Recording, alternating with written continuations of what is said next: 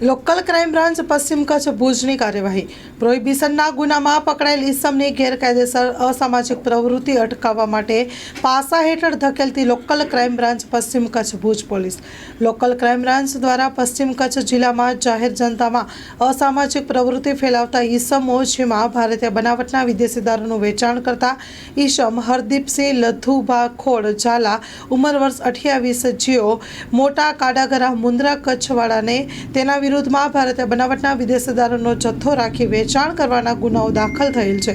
જેથી ઈસમની ગેરકાયદેસર પ્રવૃત્તિથી લોકોને જાહેર જીવનમાં ખૂબ જ ગંભીર અસર પડતી હોય છે, જેથી આ ઈસમની અસામાજિક પ્રવૃત્તિ અટકાવવી ખૂબ જ જરૂરી હોય તે અંગે ભારતીય બનાવટના વિદેશી દારૂની અલગ અલગ બ્રાન્ડની કુલ બોટલ નંગ 3792, કુલ કિંમત ₹13,27,200 અને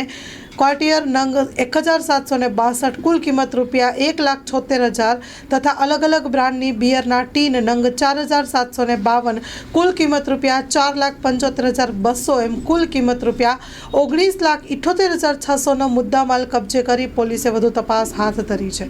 story report by Kiran Gori, Bhuj.